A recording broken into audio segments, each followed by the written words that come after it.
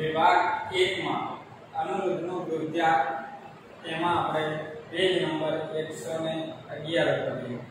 હવે અત્યારે આપણે 112 નંબરના પેજ ઉપર તો એટલે તેને કહ્યું કે જાય ને કે દોડતી જઈને કહે એમ કે નથી ખાજા હોય તો નથી ખાજા એમ કે અમારે તો કોઈ પણ ખાજા જોઈએ। તો શું કીધું અનુરુદ્ધે કે નથી ખાજા હોય તો નથી ખાજા મોકલ, અમારે તો એમ કે નથી ખાજા હોય તો એ પણ જોઈએ, કારણ કે નથી શબ્દ નથી ખાજા એનો મતલબ એ સમજતા કે નથી ખાજા નામની કોઈ વાનગી હશે, એટલા માટે અનુરુદ્ધે કહ્યું ને એમ કે તેની માતાને દિવસે અનુરુદ્ધને નથી એટલે શું એટલું સમજાવતા તો એમ કે ઘરે આવી। હવે એની માને અનુરુદ્ધને નથી એવો શબ્દ સમજાવતા એને વાત ગળે આવી ગઈ, એનો મતલબ એટલામાં કોઈ પોતે શબ્દોથી એને સમજાવતા થાકી ગઈ, કારણ કે અનુરુદ્ધે ક્યારેય નથી શબ્દ સાંભળ્યો પણ ન હતો। શાક્યના એમ કે મૌળી સુદોધનના ભાઈ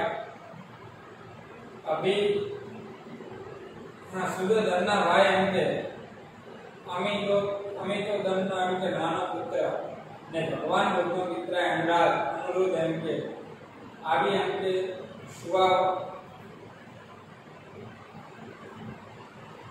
સુવાવમાં એમ કે ઉછર્યો, જેનો મતલબ આવી સુમાનત ભરી આવા લાડકોટમાં એમ કે પોતે ઉછર્યો હતો અને એમ કે એને જતન થયું હતું।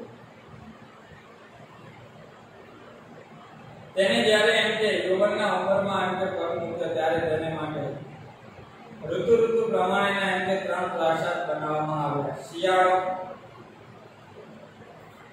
ગાળવા માટે એમ કે હેમંતી પ્રાસાદ, ઉનાળા માટે એમ કે ગ્રીષ્મિક અને વર્ષા ઋતુ માટે એમ કે વાર્ષિક, ચોમાસાના માસ તે પોતાના એમ કે વાર્ષિક પ્રાસાદમાં એમ કે રહી નીકળતો, જેનો મતલબ પ્રાસાદ એટલે મહેલ, આમ તો પ્રસાદ એટલે ઉપાદાન, પ્રાસાદ એટલે મહેલ। તો આવી રીતે એ 3 પ્રકારના શિયાળો આવે ત્યારે એ શિયાળાની ઋતુને અનુકૂળ, કારણ કે શિયાળાની 2 ઋતુ અનુકૂળ, મુખ્ય આપણે 3 ઋતુ એને પેટા પ્રકારે 6 ઋતુ થાય, એમાં કે હેમંત, શિશિર એ શિયાળાની હોય, ગ્રીષ્મ અને વસંત એ બે ઉનાળાની, અને વર્ષા અને શરદ આવે ચોમાસાની। તો એ પ્રમાણેના શિયાળામાં પણ અલગ મહેલમાં રહેતો હતો, ઉનાળામાં પણ અલગ મહેલમાં અને ચોમાસામાં પણ અલગ મહેલમાં પોતાનું જીવન ગાળતો હતો। જીવન ગાળતો 2-3-4 માસ, તે 3-4 માસ ને ઉપરથી નીચે પગના મૂકતો અને પ્રસાદમાં એમ કે સુખ સર્વને આનંદ પ્રમોદના મૂકે સાધનો એમ કે ભરપૂર હતા। વાદક વીણોના એમ કે વાદ્યંત્રો વાગતા, મન ક્યાં એમ કે મન થતા એ વસ્તુ એમ કે હાજર હતી, મન થતા એમ કે બધી વસ્તુ શું કરી હતી હાજર થઈ હતી, પાણી માંગે અને એને દૂધ મળી જતું।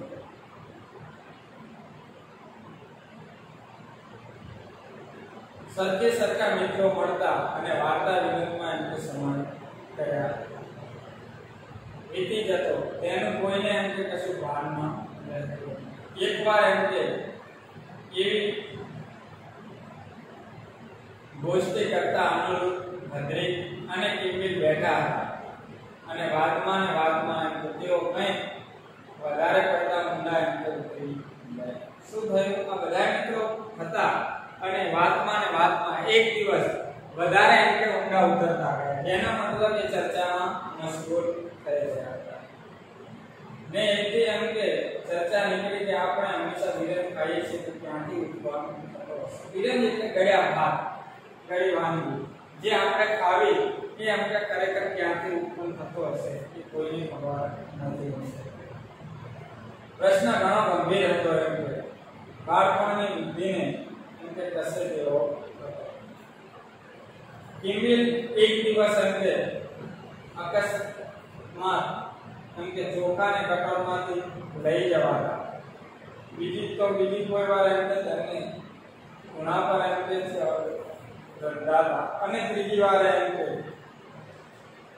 રસોડામાં યોગ્ય રીતે એમ કે સંસ્કારીને પછી એમ કે ભોજન પાત્રમાં એમ કે વ્યવસ્થા જોઈ ગઈ એમને, એટલે એમ કે એમણે આ વિષયમાં એક જાણકારની એમ કે માહિતી કરી કે આવા વિષયમાં જ્ઞાનની બાબતમાં તમે એમ કે લોકો હજી બાળક બનાવો. શું કહ્યું કે આવા વિષયની બાબતમાં કહ્યું કે તમે લોકો હજુ બાળક બનાવો, કારણ કે પૂરેપૂરા વિદ્ધ વ્યક્તિ જેને કહેવાય સંપૂર્ણ ઉંમરવાળા કહેવાય નહીં.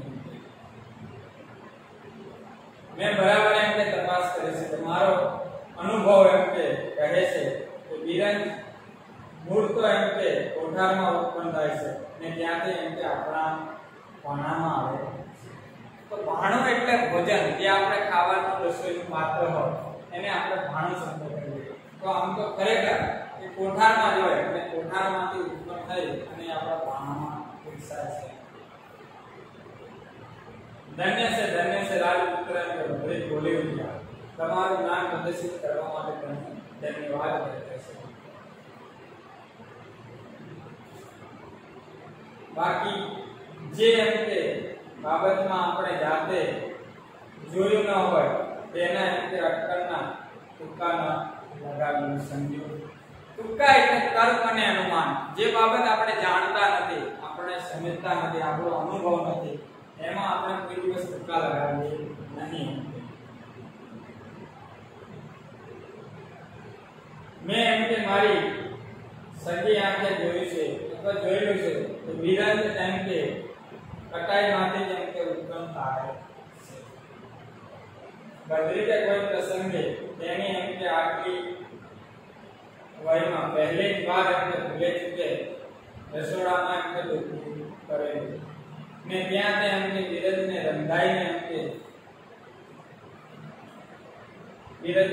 રંધાઈને પીરસવાના પાત્રમાં એમ કે રખાતા ગયું. બિરંજ એટલે ગયા પાણી એને રંધાયેલા જોઈ અને શું પીરસવાના પાત્રમાં જ્યાં જમવાનું પાત્ર હતું ત્યાં એમ કે પોતે જોઈ ગયેલો.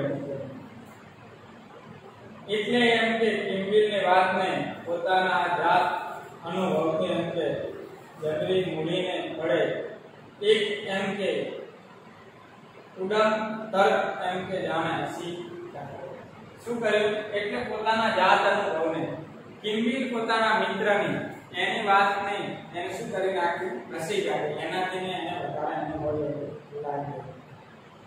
એટલે એમ કે ખડખડાટ હસીને અનુરૂપ બોલ્યો કે મિત્રો, કોઈ એમ કે અવિનય એમ કે લાગે તો મને ક્ષમા કરજો, પણ તમે મને એમ કે તમે બંને એમ કે માન કેરે એટલે એમ કે ઊંચી બુદ્ધિ ધરાવતા હોવા છતાં અત્યારે એમ કે કેમ મૂર્ખના જેવી વાત કરી રહ્યા. એને વાત કર્યા પછી એને ક્ષમા માંગી કે તમને ખોટું લાગે તો કદાચ મને ક્ષમા કરજો, માફ કરજો, પણ તમે બંને એમ કે ના માન કેરે તે સન્માનપૂર્વકની બુદ્ધિ ધરાવો છો, પણ તે છતાંય તમે એમ કે અત્યારે કેમ મૂર્ખની જેમ વાત કરી રહ્યા છો એ મને નથી સમજાતું. હું સમજનો થયો ત્યારથી કે અત્યાર સુધીના મારા એક દિવસના પ્રત્યક્ષ અનુભવથી હું તો માનું છું કે પીરસવાના સુવર્ણ કટોરમાં જ એમ કે બિરંજ ઉત્પન્ન થાય. પીરસવાનું જે સુવર્ણ એટલે સોનાનું પાત્ર હોય એમાં જ એમ કે બિરંજ એટલે ગયા બાદ હંમેશા ઉત્પન્ન થતા હોય છે એવું માન્યા કરે છે. બીજે ક્યાંય નહીં. એમ કે પીરસવાના પાત્રમાંથી એમ કે પોતાના એમ કે ભાણામાં બિરંજ પીરસાય છે એટલું એમ કે વાત કરતા એ સી ચીજ છે ક્યાં કેમ થાય છે એ વિશે એમ કે અનુરૂપને કદી પણ એમ કે જોવા જાણવાનું બન્યું ન. એના સિવાય અને કઈ બાબતે શું બને છે કેવી રીતે થાય એ એને ખબર હતી ને એને ખબર પણ પડતી ન હતી.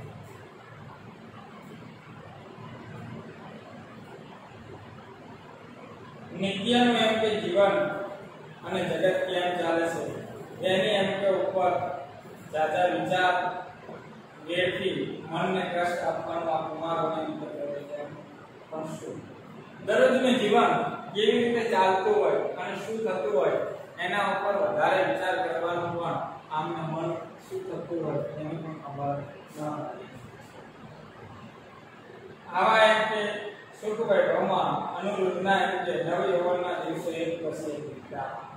સુખ વૈભવ એટલે સારા જીવન, રાજાનો કુંવર હોવાથી એને કોઈ તકલીફ ન હતી. એટલા માટે એક પછી એક સુખના દિવસો એના જીવનમાં શું હતા વીતતા હતા. એટલામાં એક દિવસ અનુરુદ્ધે તેના મોટા ભાઈ એમ કે મહાનામે એમ કે બોલાવીને વાત કરી કે વચ અનુરુદ્ધ તું જાણતો તો હોય છે કે ભગવાન બુદ્ધે પ્રવજ્ઞા લીધી તે પછી એમ કે તેમની પાસે અનેક અભિજાત શાક્ય કુમારો સંસાર શોધે છે. દરેક કુટુંબમાંથી કોઈ નહીં ને કોઈ એમ કે ભગવાનને એમ કે અનુસરે. હવે પોતાના મોટા ભાઈ મહાનામ એમને પણ શું કહ્યું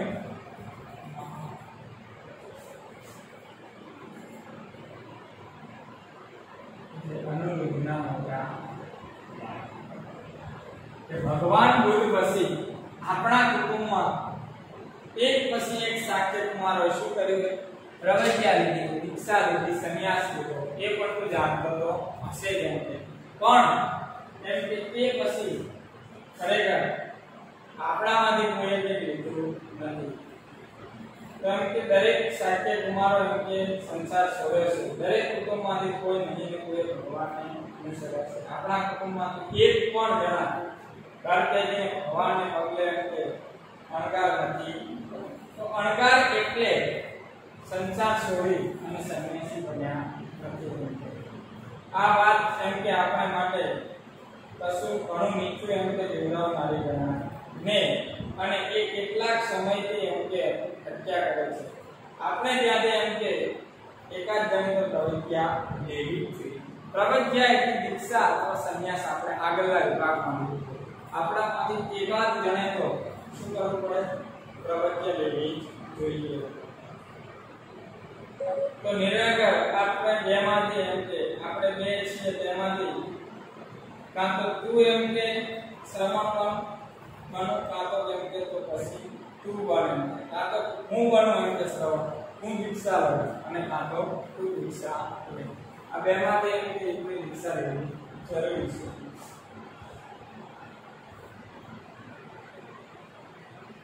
પણ આ પ્રવજ્ઞા લેવી શ્રમણ થવું અણગાર કરવું એ શબ્દો અનુરૂધે પહેલી વાર સાંભળ્યા. શ્રમણ બનવું એટલે એમ કે મુંડન કરાવવું, શરીર સુખ પ્રત્યે અનાસક્ત રહી ઈચ્છા માગીને નિર્વાહ કરો એમ જ્યારે સમજાવ્યું ત્યારે તે એમ કે વિચારમાં પડી ગયો. શ્રમણ એમ કે બનવાનું તેનું એમ કે શું કે આ બધી વાત એનામાં માન્યામાં ન આવતી. શ્રવણ બનવું, પ્રવજ્ઞા લેવી, દીક્ષા લેવી, કાર્ય સંસાર છોડી દેવો અને આ શરીર તેના અનાસક્ત ભાવને છોડવા તૈયાર ન અથવા તો તેને પોતાને એમ કે સમજણમાં કઈ આપતો ન હતો. તે બોલ્યો કે આર્ય તમારી આજ્ઞા થાય એટલે તે મારે એમ કે મસ્તક પર ચડાવવાની હોય. એમાં એમ કે કશો વિચાર ન જ કરાય. માત્ર અને સહેજ આશંકા મારા રહે છે. તમારી પ્રકૃતિ આપણી સુકુમાર છે તો તમે એમ કે કહ્યું તેમાં એમ કે જીવનનો બોજો મારાથી એમ કે બરાબર એમ કે ભરી શકાશે ખરો પણ એ તો એમ કે થઈ રહી છે. કેમ કે તમે જે વાત કરી એના ઉપર મારે આશંકા કે કરી શકાય નહીં. પણ તમે જે કહ્યું એ એમ કે કદાચ મારાથી બોજો સહી શકાશે પણ શું થયું કે એ તો એમ કે થઈ પડશે અથવા તો થઈ જશે. સાચું કહે છે તું વત્સ મહાનામે એમ કહે કે તારાથી એ નહીં બને. હું પ્રવજ્ઞા લઉં તો એમ કે હવેથી કુટુંબના ભરણ પોષણમાં એમ કે તારે રહેવાનું. સાચું એમ કે તારાથી ન બને પણ એવું જો હોય તો હવે તે એમ કે કુટુંબના ભાર ભરણ પોષણનો ભાર હું વહન કર્યો. ભરણ પોષણનો ભાર હવે તારે વહન કરવાનો. ખાસ કરીને ખેતીની તું બરાબર સાર સંભાળ રાખજે. નિર્વાહનો મુખ્ય આધાર એ ઘર ચલાવવાનો, જીવન નિર્વાહ માટેનો મુખ્ય આધાર શું હોય ખેતી. કારણ કે ભારત દેશ એ મોટા ભાગે ખેતી પ્રધાન દેશ છે અને જો ભારત દેશની ખેતી નિષ્ફળ તો બીજી બધી વસ્તુ પણ હંમેશા નિષ્ફળ જઈ શકે છે. એટલા માટે એને કહ્યું કે પોતાનો જીવન ચલાવવા માટેનો આધાર સાક્યો એમ કે આપ તો મોટા જમીનદાર ઠાકોરો જેવા હતા. આર્ય એ ખેતી વળી શું છે એનો હૃદય પૂછ્યું કે વિરન વિશેનું જેનું જ્ઞાન એ વિદેશના પાત્રમાંથી નીકળે છે કેટલું હતું એમ કે તે વિચારાયા નથી. ખેતી શબ્દ ક્યાંથી સાંભળ્યો? હવે એને વિરજ નામની વસ્તુ જો ખબર ન હતી તો પાત્રમાંથી નીકળે તેમ બને તો એમ કે એને ખેતી શબ્દ ક્યાંથી સાંભળ્યો? ખેતી શબ્દ એના માન્યમાં આવતો હોય. વચ તને હું શું સમજાવું? કહે મહાનામે ખેતર કોને કહેવાય, તેને કેમ કહેવાય, ખેડ્યા પછી ધાન્ય કેમ વવાય, પછી એમ કે ઘણી પાણી પાવાનું ને એમ કે સંભાળ લઈ એમ કે ઉગાડેલું ધાન્ય પાડતા એમ કે ઢગ કરવો અને એમ કે સુંગા ભૂસા એમ કે પીડા કરવો, ઝાટકી એમ કે સાફસૂફ કરવું અને કોઠારમાં એમ ને પછી એમ કે તેમાંથી ભોજન તૈયાર કરવું. એવી બધી એમ કે ક્રિયાની સમજ કાઢીને કહ્યું કે આ જ પ્રમાણે બધી ક્રિયાઓ એમ કે બીજે વર્ષે પણ એમ કે કરી પછી અનુક્રમે એમ કે કરવાની ને એમ દર વર્ષે એમ કે કરે જવાનું. આવી જ રીતે દર વર્ષે અમુક કાર્ય કરતા જવાનું. જેમ પછી કે જેમ કહેવાય ને કોઈ પણ આપણે ખેતી હોય ખેડૂતના દીકરા વિશે ખબર હોય સૌપ્રથમ બીજ વાવવાનું, બીજ વાવ્યા પછી એને અમુક પાણી પીવડાવવાનું, ઊંડામાં કરવાનું, એને પાક ઉપર આવે વિરાશ પડે ત્યારે એને ગણણી કરવાની અને ગણ્યા પછી એને શું કરવાનું? એને કોઠારમાં લાવી અને ઘરે મૂકી દેવાનું. ફરી પાછી બીજી ઋતુઓ પ્રમાણે ચોમાસામાં ફરી પાછો વરસાદ થાય અને ફરી પાછો નીંદણો કરવાનો. તો આવી રીતે દર વર્ષે આ કામ જે કર્યા કરવાનું. પણ આર્ય જય ગયેલા આનંદ પૂછ્યું એમ કેટલા વર્ષ કરવાનું? આટલી બધી એમ કે ઉપાધિઓ પરંપરાનો જ્યારે અંત હશે ને 5 વર્ષે 7 વર્ષે ના વર્ષ એમાં કદી અટકવાનું ક્યાંથી હોય? હવે આનું રીતે કીધું કે આ ઉપાધિ કેટલા વર્ષ આવું કામ કરે જ કહેવાનું સતત. આ વર્ષોનો કોઈ આ ઉપાધિનો ત્યારે કે અંત હશે ને ત્યારે શું કહ્યું મોટા ભાઈ મહાનામે કે ના ભાઈ એમ કે આ ઉપાધિઓનો અંત હશે નહીં, આ તો સતત કરે જવાનું. અટકવાનું ક્યાંથી હોય? જીવો ત્યાં સુધી એમ કે ચાલ્યા કરે એનો કદી છેડો નહીં. આપણા એમ કે વડવાઓએ એમાં જ એમ કે કરતા હતા અને એમ કે ધ્યાન થયો ત્યારે તારે પણ એમ કે શરીર ન પડે ત્યાં સુધી આ જ કરતા. આપણા વડવાઓ આપણા વડીલો પણ આ જ કાર્ય કરતા હતા અને ત્યારે પણ શરીર ના મળે ધ્યાન એટલે દેહનો અંત ના થાય ત્યાં સુધી આ જ કાર્ય કર્યા કરવાનું. આર્ય એ તો ખૂબ દુષ્કર એમ કે ગભરાઈને અનુભવે કર્યું કે મારાથી એ નહીં બને. એ કરતા તો એમ કે શ્રમણ કરવું વધારે એમ કે સહેલું છે, મારાથી એ નહીં થાય, ખેતી નહીં થાય, તમે જ એમ કે સંભાળવાનું પ્રવૃત્તિયા. શું કીધું? અનિરુદ્ધે પોતાના મોટા ભાઈ મહાનામને કહ્યું કે મારાથી બનશે નહીં, મારાથી ખેતી નહીં થાય, હું જ પ્રવૃત્તિયા લઉં અને તમે બધાને ભરણ પોષણ કરો, આ હું કરી શકીશ નહીં. એટલે અનિરુદ્ધે વારંવાર એમ કે આ વાત હું પ્રવૃત્તિયા એમ કે લખીશ. મહાનામે અનિરુદ્ધની વાત માન્ય પ્રવૃત્તિયા લેવાનો નિર્ણય કરીને તે માટે અનુજ્ઞા લેવા અનિરુદ્ધ માતા પાસે. હવે જ્યારે અનિરુદ્ધે પ્રવૃત્તિયા દીક્ષા લેવાનો નિર્ણય કર્યો ત્યારે એ પોતાની માતા પાસે ગયો અને એની માતાની પરવાનગી લેવા માટે વાત કરતામાં તો માતા પકડી ઉઠી અને એમ કે વેદના ભર્યા એમ કે સ્વરે તે બોલી, વત્સ મહાનામ, અને તું મારા પ્રિયમાં પ્રિય ચક્રવર્તી પુત્ર માનો દેહ પડે પછી એમ કે પણ તમારામાંથી કોઈ પ્રવૃત્તિ રહે એ હું ન સહી શકું, કેમ કે મારા જીવતાથી જીવતા તો પ્રેમમાં સૌ મારા પ્રિયમાં પ્રિય પુત્ર એમ કે તું એમ કે માનો, અને જો મારા વંશજમાંથી કુટુંબમાંથી તું કોઈ લે તો ન સહન કરી શકું તો પછી તું લે તો એમ કે મારી કેવી સ્થિતિ. એ વાત જ હું એમ કે માનવામાં આ મનમાંથી કાઢી, એ વાતને તું શું કર મનમાંથી એમ કે કાઢી નાખ.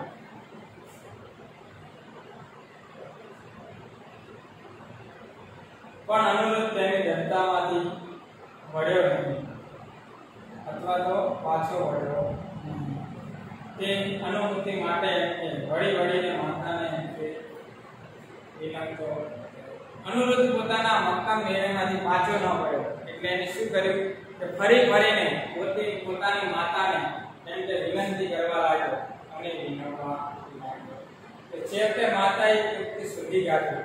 તેને અનુરુદ્ધને કહ્યું કે તારું મન એટલું બધું એમ કે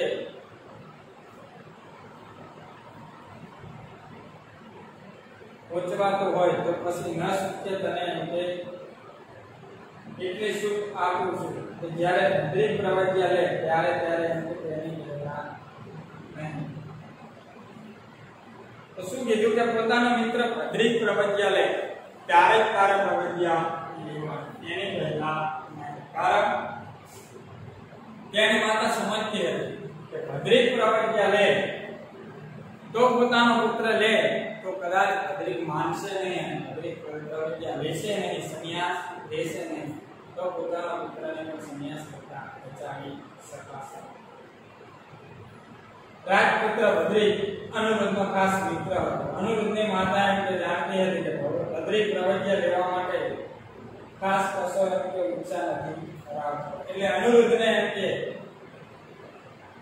અડગાવી એમ કે લેવા માટે તેને આ એમ કે સારવાર શું કીધું કે એની માતા જાણતી હતી કે અનુરુદ્ધના મિત્ર ભદ્રિકને આ બાબતમાં કોઈ જ રસ નથી, અને ભદ્રિક જ્યારે પ્રવજ્ઞા લેવા માટે તૈયાર ન થાય ત્યારે એમ કે આ પણ લઈ શકશે નહીં. એટલા માટે ના પાડવાથી અનુરુદ્ધ પાછો વળો નહીં, એટલે એમને અટકાવવા માટે આ યુક્તિ અપનાવી.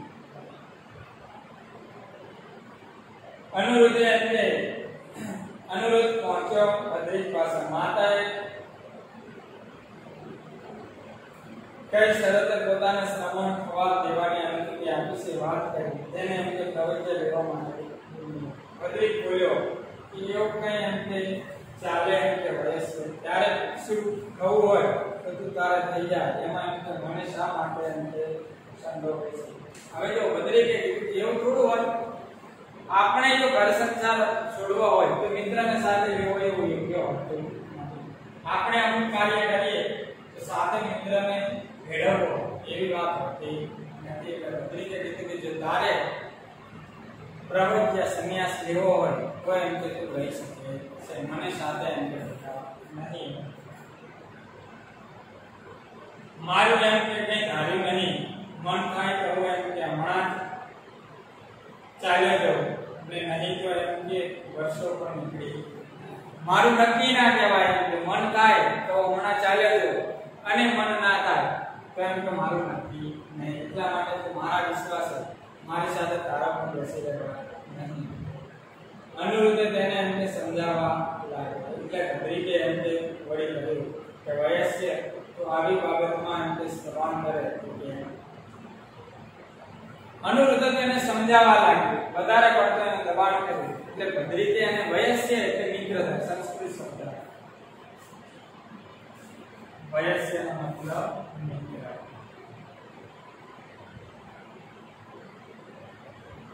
એટલે જો આ બાબતમાં મને દબાણ કરે એ યોગ્ય કહેવાય નહીં, એ મને યોગ્ય લાગતું નથી. આ બાબતના કારણે દબાણ કરવું જોઈએ નહીં.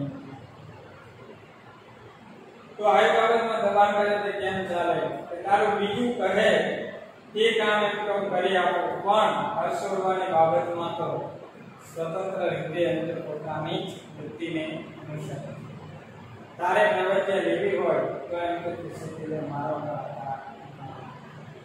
શું કે બીજું કોઈ કામ તમારું કરી આપો કોઈ પણ માણસ મિત્રને તમે કહો મારું આટલું કામ કરવું અને જ્યારે એમ કે આ કામ હું નહીં કરી શકું તો બીજું ક્યાંય કામ કરવા તૈયાર છું એટલે એવી રીતે ભદ્રિકે પણ આનું સમજાવે કે બીજું તમે જે કહો તે કામ કરવા તૈયાર છું પણ હું તમારી સાથે એમ કે સંસાર છોડી શકીશ નહીં તો મહેરબાની કરી અને તમતારે તો સ્વતંત્રતાથી લે એમ છે હું તારે સાથે આ બાબતમાં આવી શકીશ નહીં અને તું મારા ઉપર આધાર રાખીશ નહીં તો મિત્રો આપણે આ પાઠનો વિભાગ ડી 21 નંબરના પાઠમાં એ આપણે અત્યારે આંકડો રાખીએ છીએ 113 નંબરના પેજ થી ચાલ્યું હવે આપણે 114 નંબરના પેજ ઉપર આગળ આપણે આવતા લેક્ચરમાં ચલાવીશું